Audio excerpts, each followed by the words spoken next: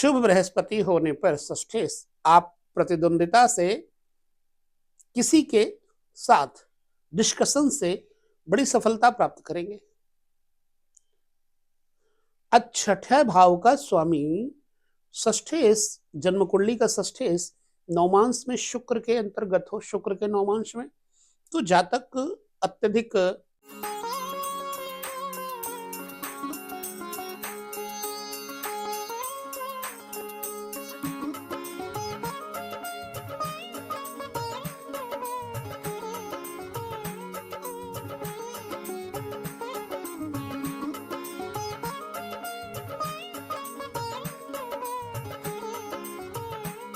दर्शकों को नमस्कार, जय श्री कृष्ण।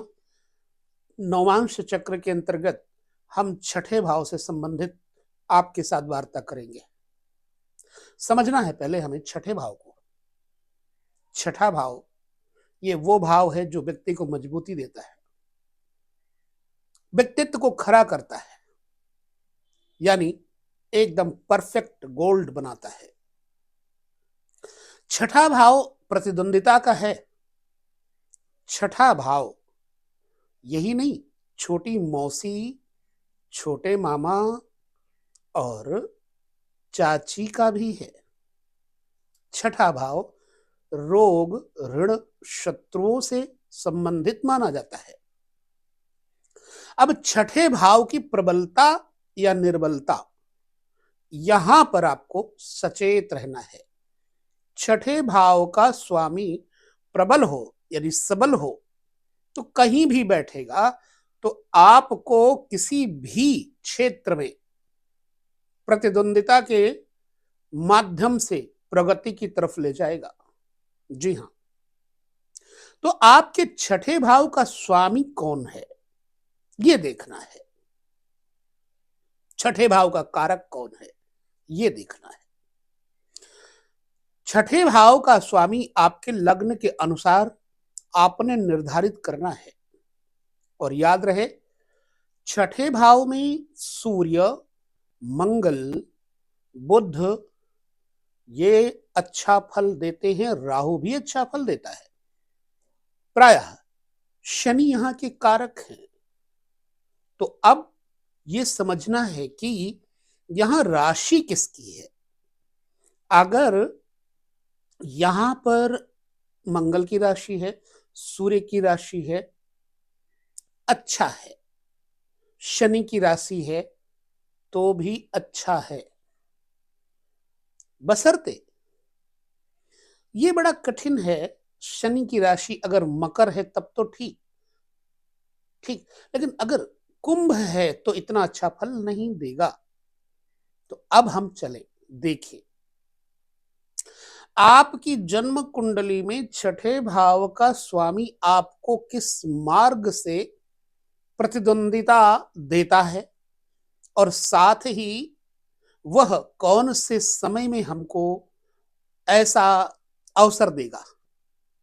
नवमांश में जाइए, छठे भाव में जो राशि है उसके 9 भाग करिए तो जो 9th मतलब 9वां भाव 3 अंश 20 कला का 1 भाग होता है। तो पहला भाग, दूसरा भाग, तीसरा भाग, चौथा भाग आपको राशि के अनुसार जान लेना है कि वहां का जो 9th वाला उसका अपना भाव है, भाग है, हिस्सा है, वो कौन है। बड़ा महत्वपूर्ण, इस बात को समझ करके आगे तभी निर्णय ले सकते हैं। खैर, यूं ही आपके साथ हम वार्ता करते हैं। छठे भाव का स्वामी नवमांश चक्र में जब जाएगा लग्न में, तो लग्न किन बातों का द्योतक है। लग्न सूर्य का द्योतक है, लेकिन यहां का विशिष्ट कारक बृहस्पति भी है। तो जब छठे भाव का स्वामी नवमांश चक्र में लग्न अंतर्गत चला जाए और वहां पर जाए तो अपने पीरियड में जब दशा काल आएगी अथवा आयु के द्वितीय चरण में यह षष्ठेश आपके लग्न में बैठा हुआ किससे प्रतिद्वंदिता देता है? स्वयं से देता है। आप अपने से ही ऊहापोह में रहते हैं, आपका स्वास्थ्य बाधित होता है, आप थोड़ा सा भ्रमित हो सकते हैं।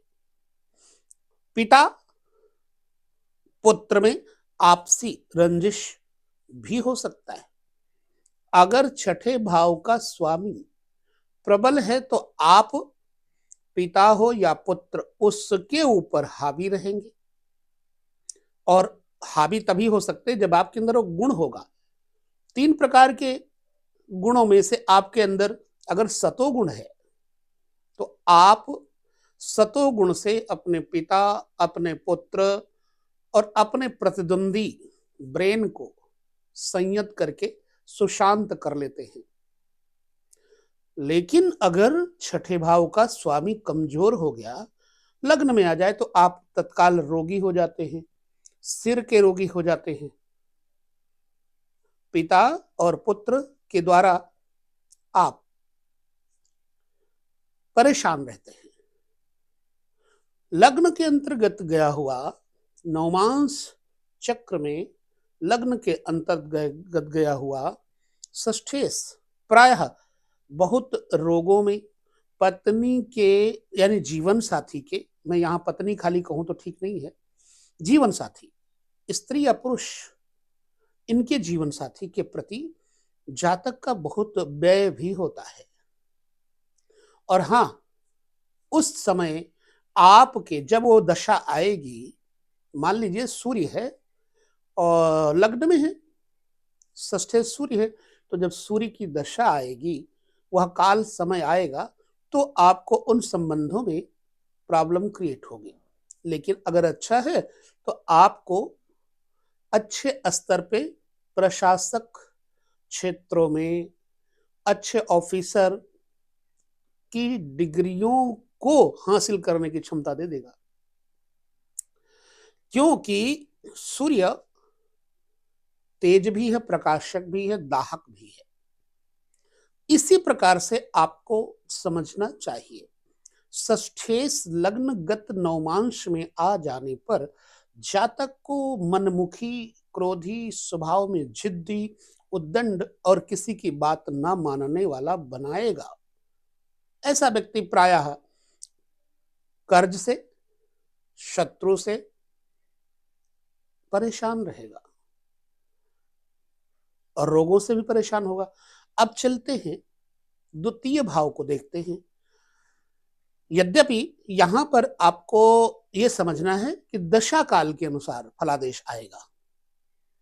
फिर कह चुका हूं पहले भी और फिर कहता हूं कि षष्ठेश का बलवान होना आपको सकारात्मक जीवन शैली देगा और कमजोर होना आपको नकारात्मक जीवन शैली देगा। तो छठे भाव का जो षष्ठ भाव का स्वामी है, वह मान लीजिए लग्न में ही बैठा है, तो यह पोजीशन जो मैंने बताया, उस तरह की पोजीशन आपके सामने आई या नहीं? अभी तो आएगी, नहीं आई है तो। जब यह छठे भाव का स्वामी सूर्य के नवमांश में हो तो ऐसी स्थितियां देगा, और छठे भाव का स्वामी चंद्रमा के नवमांश में होने पर क्या करेगा? रोग बढ़ाएगा, मातृ पक्ष से कष्ट देगा, मां का स्वास्थ्य बाधित करेगा।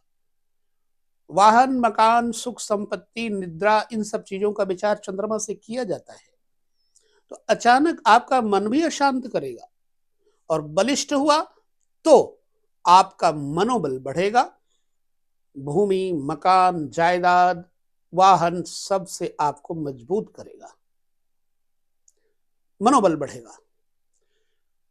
बस मंगल की जो नवमांश में षष्ठेश चला जाए तो फिर बहुत ज्यादा सशक्त बना देता है व्यक्ति को। ऐसा व्यक्ति डॉक्टर और डाकू, डीफा डॉक्टर, डीफा डाकू, दोनों अवस्थाओं में सफल, प्रबल, फेमस होता है। लड़ाकू, सीमा के प्रहरी, मिलिट्री, पुलिस ऑफिसर इत्यादि का अवसर इस मंगल के नवमांश में आने पर षष्ठेश आपको मोड़ देता है उस तरफ। और षष्ठेश बुध के नवमांश में होने पर जातक को बौद्धिक स्तर मजबूती देगा, बौद्धिक स्तर में, व्यापारिक स्तर में मजबूती देगा, एक्टिव करेगा शुभ होने पर। अशुभ होने पर सिर के रोग, कान के, गले के, नाक के रोग और ज्यादातर आलस्य देगा। तो बहनों से, बुआ से, मौसी से भी संबंधों में प्रॉब्लम्स क्रिएट करेगा अगर छठे भाव का स्वामी बुध के नवमांश में हो तो। छठे भाव का स्वामी नवमांश में बृहस्पति के नवमांश में हो तो जाहिर सी बात है, बृहस्पति संतान पक्ष को मजबूती, धन पक्ष को मजबूती देता है। मजबूत होने पर संतान का सुख, धन का, व्यापार का सुख और प्रगति प्रदान करेगा। कमजोर होने पर आप साधु संतों की आलोचना करेंगे, माता पिता की अवज्ञा करेंगे, वेदों की आलोचना करेंगे, पुराण और देवताओं की आलोचना करेंगे। आपके अंदर नकारात्मक शुभता की बजाय अशुभता ज्यादा आ जाती है और लीवर में प्रॉब्लम क्रिएट हो जाती है, क्योंकि बृहस्पति लीवर इत्यादि में स्वेलिंग दे देता है। तो पेट के बीमारियों से परेशान हो सकते हैं, पीलिया इत्यादि भी हो सकता है। शुभ बृहस्पति होने पर षष्ठेश आप प्रतिद्वंदिता से, किसी के साथ डिस्कशन से बड़ी सफलता प्राप्त करेंगे। आज छठे भाव का स्वामी षष्ठेश, जन्म कुंडली का षष्ठेश नवमांश में शुक्र के अंतर्गत हो, शुक्र के नवमांश में, तो जातक अत्यधिक अच्छा होने पर सबका सम्मान करेगा, स्त्रियों का सम्मान करेगा, स्त्रियों से सुख प्राप्त करेगा। अच्छा, लग्जरीज लाइफ भी होगी। बड़ी कठिनाई से उसने जीवन में कुछ बनाया है, ये सोच लेना। और सम्मान सबका करेगा इसीलिए क्योंकि उसने सब कुछ देख लिया है। अशुभ होने पर जातक अत्यधिक कामी हो जाता है, स्त्रियों से आकर्षित होकर के अनेक महिलाओं से नाजायज संबंध जोड़ता है। शुक्र चूंकि भोग विलास का कारक है ना, तो इंसान ऋण भी ले लेता, कर्जी भी हो जाता है, स्त्री के कारण लड़ाई झगड़े में भी परेशान रहेगा। षष्ठेश शुक्र के नवमांश में होने पर जातक को ससुराल पक्ष से भी प्रॉब्लम क्रिएट होगी। तो शुभ और अशुभ ये दोनों को आपने अपने कुंडली में देख लेना है। आगे हम चर्चा करते रहेंगे, शुभ और अशुभ के बारे में भी बात करेंगे। एक जगह एक साथ वीडियो में बड़ा कुछ देना कठिन है। अब छठे भाव का जो स्वामी कुंडली में है, शनि के नवमांश में होने पर जातक में अत्यधिक व्याकुलता भी दे सकता है और अत्यधिक साहस भी दे सकता है। शुभ होने पर लड़ाई झगड़ों में प्रेम हो जाना, अशुभ होने पर और लड़ाई झगड़ों में जीतना, शुभ होने पर भूमि, लोहा, ट्रांसपोर्टिंग, एग्रीकल्चर, इन सब चीजों से व्यक्ति को अत्यधिक लाभ होता है। नौकर चाकर, व्यवसाय इत्यादि की प्रगति होती है। शनि के नवमांश में षष्ठेश का होना प्रायः जातक को कर्जी तो बनाएगा और कर्जे में ही वो अपनी जिंदगी अरबों में बना लेगा। नाम बहुत होगा, यश कीर्ति होगी, लड़ाकू प्रकृति का होगा, उद्दंड प्रकृति का होगा, खुद ना काम करके दूसरों से काम करवाता है। इस प्रकार से अगर आपको नवमांश चक्र का विचार करना है तो आप अपनी जन्म कुंडली से नवमांश में जाएं। अभी हम एक और प्रक्रिया आपको बताएंगे।